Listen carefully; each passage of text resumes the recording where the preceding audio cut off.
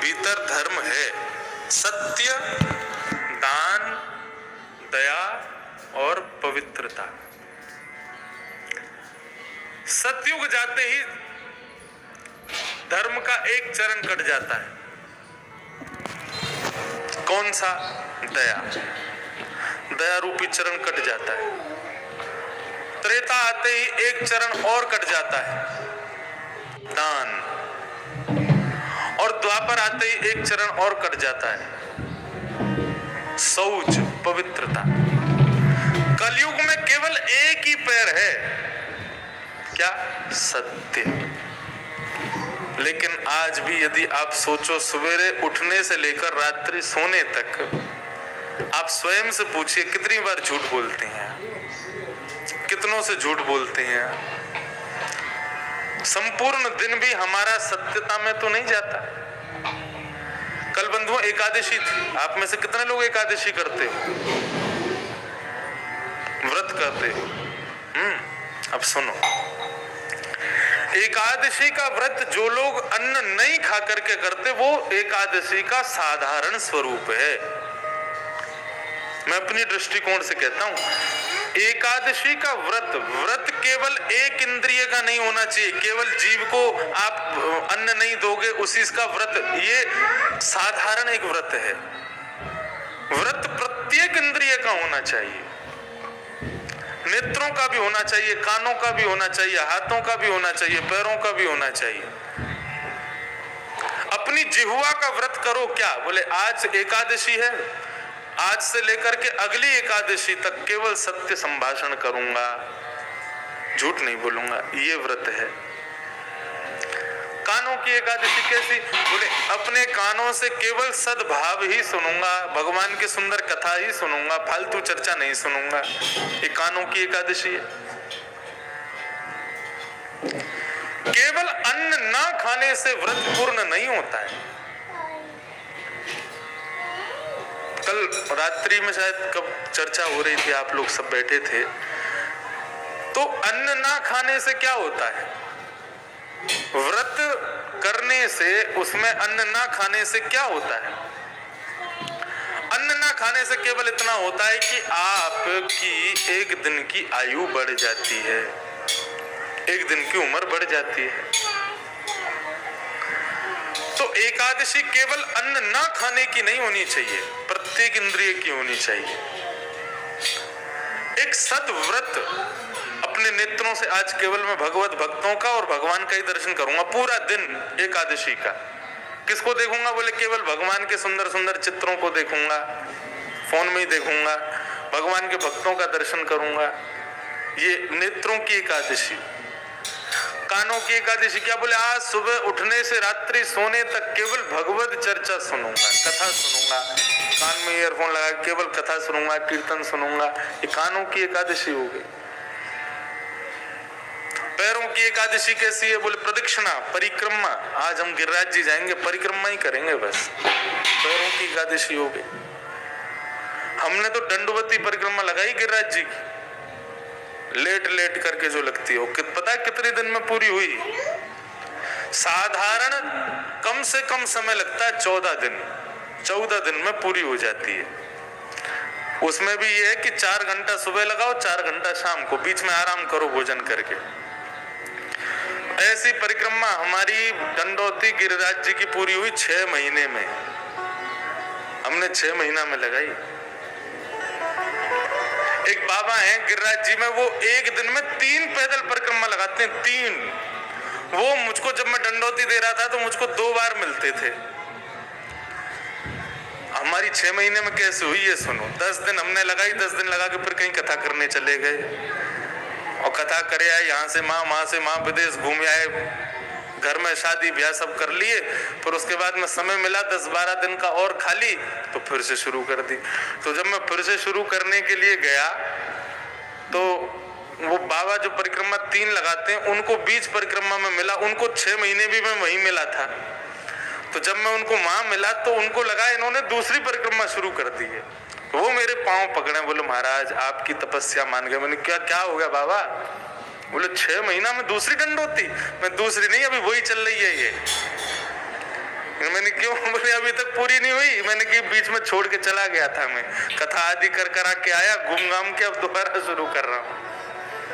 तो हमसे बोले भैया इतना तो कोई नहीं करता, 10 दिन 14 दिन में सबकी हो जाती है, तुम्हारी 6 महीने से अटकी है।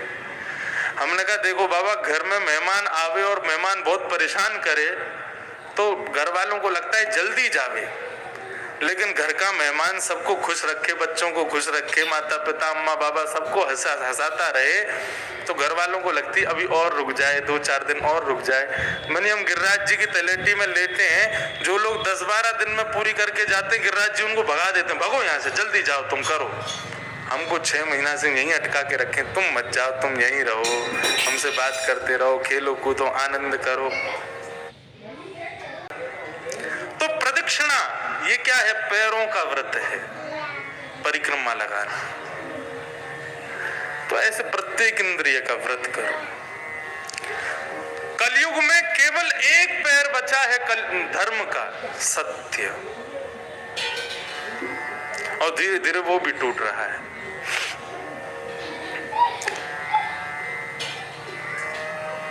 धर्म कहते हैं जो मेरा पैर काट रहा था ये कोई और नहीं है परीक्षित, ये कलयुग है। और ये सामने जो गऊ खड़ी है ये कोई और नहीं, ये पृथ्वी है। ये दुखी है क्योंकि मेरे चरण काटे गए। पूरा संदर्भ समझ में आ रहा है ना?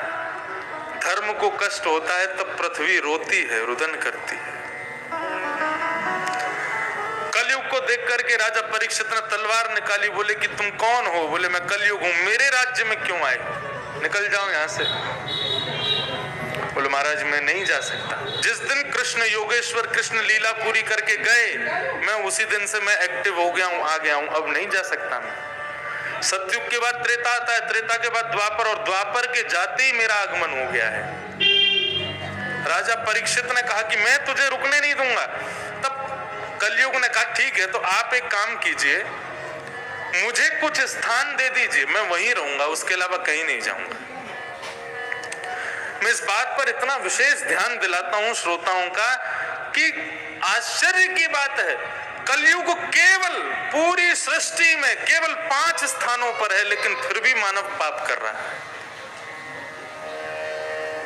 इन 5 के अलावा जितने भी स्थान हैं, सारे स्थान या तो सतयुग है, या त्रेता है, या द्वापर है, लेकिन ये 5 स्थान जहां हैं वहां कलयुग है। आपको क्या लगता है अभी जिस पंडाल में आप लोग बैठे हो यहां पर क्या कलयुग है? कलयुग होता तो आप कथा नहीं सुन रहे होते। और वास्तव में अभी यहाँ इतने लोगों में जिसकी रुचि अभी भी कथा में नहीं हो रही, तो वो समझ ले कि उसके ऊपर कलयुग है, लेकिन बाकी के लोग कलयुग में नहीं है। कलयुग के केवल 5 स्थान हैं, लिख लीजिएगा कहां रहता है कलयुग। द्यूतम पानम स्त्रियसूना यत्रा धर्मश्चतुर्विधम् पुनश्चयाचमानाय जातरूपमदात् प्रभो। 5 स्थान हैं कलयुग के। पहला स्थान द्यूतम, जुआ, ये सबसे पहला स्थान है कलयुग का, जुआ। जो लोग धन का व्यय करते हैं खेल खेलने में, अच्छा जुआ केवल खेल में ही नहीं खेला जाता, ये लोग जो करते हैं ना, अगर ऐसा हुआ तो शर्त लगी, 500 की शर्त लगी, शर्त भी जुआ है। शर्त लगाओ गुलाब जामुन रसगुल्ला खिलाने की लगाओ, लेकिन पैसा लगाते ही वो शर्त भी जुआ है। अच्छा जुए में पाप क्यों रहता है? आप लोग पूछ सकते हैं, बोले हमारा धन हम कहीं लगाएं, आपको क्यों दिक्कत उससे? देखो मुझे दिक्कत नहीं है, लेकिन धन जिसका है उसको दिक्कत हो सकती है। लक्ष्मी किसकी है? नारायण की है। और उस लक्ष्मी को भगवान ने हम पर कृपा करके भेजा है ताकि हम लोग 3 समय की रोटी खा सकें, प्रेम से रह सकें, अपने बच्चों को पढ़ा लिखा सकें। लेकिन उस लक्ष्मी का व्यय जब कोई व्यक्ति इस प्रकार जुए के भांति करता है, तो तो भगवान को बहुत पीड़ा होती है। किसी की पत्नी को तुम बेकोगे तो क्या उसको अच्छा लगेगा? इसलिए जुआ सबसे पहला पाप है। खेल कोई भी खेलो, लेकिन उसमें धन का प्रयोग मत करो। ये शर्त लगाना, ये नहीं करो कि इतने रुपए में जो जीतेगा उसको इतने रुपए मिलेंगे, ये नहीं होना चाहिए। 1 रुपए का भी इस प्रकार व्यय नहीं होना चाहिए। मैं तो अपनी कथा में कहता हूं कि अपनी कला को, अपने सुंदर गुणों को आप यदि संसार को रिझाने के लिए प्रस्तुत करते हो, ठीक है, आपका घर उसी से चलता है, जीवन यापन उसी से होता है, हमारा कंठ, हमारी वाणी ही हमारा घर चलाती है। लेकिन साल भर में आप पूरे विश्व को इस वाणी से रिझा करके धन कमाओ, लेकिन साल में एक कथा केवल ठाकुर जी के लिए करो। सद्गुण का व्यय केवल ठाकुर जी को रिझाने के लिए करो। संसार को तो रिझाया साल भर, लेकिन एक कथा केवल ठाकुर। इसीलिए हम ठाकुर जी का उत्सव मनाते हैं। साल की पहली कथा उत्सव होगा, उसमें सारा धन व्यय हमारा ही होता है, सारे पैसे खर्च हमारे होंगे। क्यों? बोले पूरी कथा का पूरे साल भर सबको रिझाएंगे, लेकिन साल की प्रारंभ में पहली कथा ठाकुर जी को सुनाएंगे। ये वाणी का गुण भगवान ने दिया है। इस वाणी के गुण को भी यदि मैं संसार में बेचता हूं और उससे धन कमाता हूं, तो ये भी एक प्रकार से जुआ ही है। ये भी एक प्रकार से द्यूतम के श्रेणी में आ जाएगा। लेकिन ये द्यूतम कब नहीं रहेगा? जब साल भर में एक वाणी की सेवा निरपेक्ष रूप से केवल भगवान के लिए की जाए, तो ये द्यूतम नहीं। तो पहला स्थान कलयुग का द्यूतम, जुआ। दूसरा स्थान कलयुग का है पानम, मदिरापान, या जीव पर उस हर वस्तु को धारण करना जो जीव के लिए उपयोगी नहीं है, उसको कहते हैं पानम। तो दूसरा स्थान दिया पानम, स्वरापान, मदिरापान, उसमें कलयुग का निवास होता है। मदिरापान में कलयुग का निवास क्यों है? सबसे पहली बात, अनकॉन्शियसनेस। आप अपनी बुद्धि में स्थिर नहीं रहते उसको पीने के बाद। दूसरी बात, दुर्गंध। तीसरी बात, पास में ऐसी वस्तु का सेवन करो या ऐसी वस्तु को जीवन में लाओ जिससे लोग आपसे जुड़े। ऐसी वस्तु कभी सेवन मत करो जिससे बगल वाला भी उठ के चला जाए। लोगों को जोड़ने वाली वस्तुओं को लाओ, लोग दूर हो जाए, परिवार उजड़ जाए, सब सर्वनाश हो जाए, ऐसी वस्तु में तो कलयुग ही रहेगा। और दूसरी बात मैं कहता हूं कि हमारी जीभ जो है ना, ये सरस्वती का आसन है। लोग कहते हैं कुछ गलत मत बोलो, दिन में एक बार सरस्वती जीभ पर विराजती है। क्यों? ये जिह्वा, ये सरस्वती का आसन है। हम लोग शब्दों को इस जिह्वा से बोलते हैं, राग रागनियों को इस जिह्वा से गाते हैं। सरस्वती इस जिह्वा पर बैठती है। उनके आसन को बढ़िया शुद्ध पंचामृत से अभिषिक्त करना चाहिए कि मदिरा पान करके उस आसन को दूषित करना चाहिए। हमारा हृदय ये एक कुंज है, इसमें भगवान विराजमान रहते हैं। भगवान हृदय में विराजमान है, तो भगवान को वही वस्तु देनी चाहिए जो उनके लिए भोग्य हो, वो नहीं देनी चाहिए जिससे भगवान को पीड़ा हो। इसलिए मदिरा पान में भी कलयुग का निवास। द्यूतम, पानम, और तीसरा है स्त्रिय, पराई स्त्री का संग, इसमें भी कलयुग का निवास है। आपने अग्नि को साक्षी मान करके किसी के साथ 7 फेरे लिए हैं, किसी के साथ ब्याह किया है, मंगल सूत्र गले में बांधा है, तत्पश्चात अन्यत्र स्त्री के प्रति भावना उत्पन्न होना, ये कलयुग का ही लक्षण है। द्यूतम, पानम, स्त्रिय, ये 3 स्थान हो गए। और चौथा स्थान कलयुग का है हिंसा, लड़ाई झगड़ा, मार काट, गाली गलौज। साधारण सीधी बात भी करेंगे तो उसमें भी गाली देकर के बोलेंगे। ऐसे लोगों के जीवन में भी कलयुग का निवास है। ये 4 स्थान कलयुग के हो गए। तो कलयुग ने कहा महाराज परिवार बड़ा है, एक स्थान और दे दो। तब पुनश्चयाच मानाय जात रूपम मदात प्रभो। पुनः याचना करने पर कलयुग को 5वां स्थान दिया, बिना मेहनत का धन, अनीति का धन। अकबर घोड़े पर बैठ करके जा रहा था, एक पेड़ के नीचे एक फकीर महात्मा पड़ा था। उस फकीर को देख करके, उसकी फकीरी को देख करके अकबर को उस पर दया आ गई। अपने गले से एक स्वर्ण की माला उतार करके बीरबल को दी, जाओ जाकर के इस फकीर को दे दो। महाराज ने प्रसन्न होकर दी है। फकीर को जैसे ही वो सोने की माला मिली, वो तो आनंदित हो गए। वाह महाराज कितने की होगी? बोले तुम जीवन भर इससे खा पी के रह सकते हो, इतने की है। अब तो महाराज वो फकीर उसको कभी कहीं छुपावे, कहीं वो घर तो है नहीं उसके पास में, बार बार छुपावे, फिर देखने जावे कोई ले तो नहीं जाएगा, कोई उठा तो नहीं ले जाएगा, कोई कहीं ले तो नहीं जाएगा। रात में अपने सिराने में गड्ढा करके उसको रख दिया और वहीं सो गया। अब बार बार उठ करके फिर गड्ढा थोड़ा ऐसा के देखता, यही है ना, ठीक है, फिर सोता है, फिर उठ के देखता है, यही है ना, ठीक है, कोई ले तो नहीं जाएगा। बेचारा शौच आदि करने भी जाता है तो जल्दी फट से दौड़ के आता है, कोई ले तो नहीं जाएगा। 7 दिन हो गए, खाना पीना उठना बैठना सब उसका बदल गया। 7 दिन बाद जब राजा अकबर वहां से पुनः निकला तो फकीर दौड़ा दौड़ा गया और जाकर के उसके घोड़े के सामने रख दिया। महाराज मुझे नहीं चाहिए, रख लो इसको। बोले क्यों? बोले जब तक ये नहीं था कम से कम चैन से सोता था, खाता था, पीता था, उठता था, बैठता था। जब से ये सोना आया है तब से मैंने सोना गवा दिया, इसको मुझसे वापस ले जाओ। बिना परिश्रम का यदि 1 रुपया भी आपके पास है तो बुद्धि को विकृत किए बिना रह नहीं पाएगा, उसमें कलयुग का निवास। इसलिए हमारे यहाँ विधान बताया गया, सब लोग बहुत सावधानी से सुनिएगा। इसलिए हमारे यहाँ पर विधान बताया गया कि घर की लक्ष्मी को यानी कि धन को पवित्र करने का उपाय क्या है? बोले उसको पवित्र करने का उपाय ये है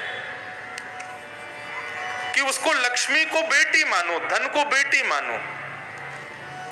और बेटी जब बड़ी हो जाए, उसकी उम्र हो जाए, यानी कि मतलब धन खूब बढ़ जाए, तो फिर उसका ब्याह कर देना चाहिए। तो ऐसे ही धन जब बढ़ जाए तो उसको पवित्र करने के लिए उस धन रूपी बेटी का ब्याह करो। लक्ष्मी का ब्याह केवल नारायण से होता, और किसी से होता नहीं है। तो इसलिए क्या करो? बोले भगवत कार्यों में अपनी लक्ष्मी का व्यय करना ही उस मानव के द्वारा घर के धन का नारायण के साथ ब्याह करना है।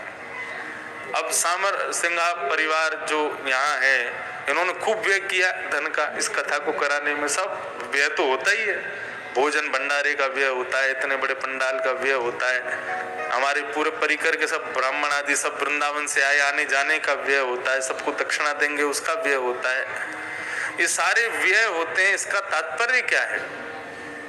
इसका तात्पर्य यही है कि इनके घर की लक्ष्मी का ब्याह नारायण के साथ हो रहा है।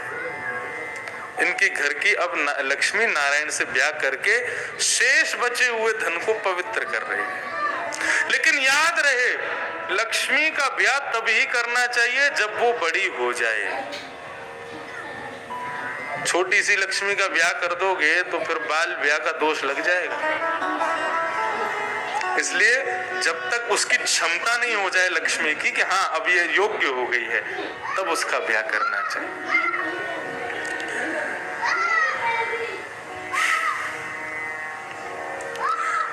तो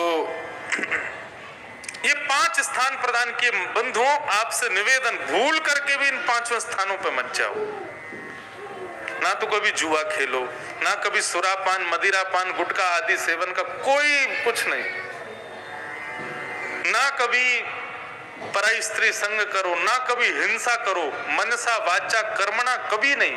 मन से भी किसी की हिंसा नहीं। कई लोग होते वो वाणी से हिंसा नहीं करते, मन से करते हैं। बड़ा ताव में चल रहा है, काली कलर की फॉर्च्यूनर में चलता है, मां जाएगा इसका पांव टूट जाए, मन से सोच लेना ये भी हिंसा है, ऐसा भी नहीं सोचना चाहिए। मनसा वाचा कर्मणा तीनों हिंसाओं से बचो। और अंतिम बताया, अनीति का 1 रुपया भी यदि है उसको उठाना नहीं कभी। नीति की रूह की रोटी अच्छी है, अनीति का जल भी नहीं पीना है। हमारे पूज्य गुरुदेव कहते हैं कि यदि किसी घर में आप जाओ, वैसे तो मैं कहीं पधरामनी वगैरह ये कहीं नहीं जाता, और जब से लाल जी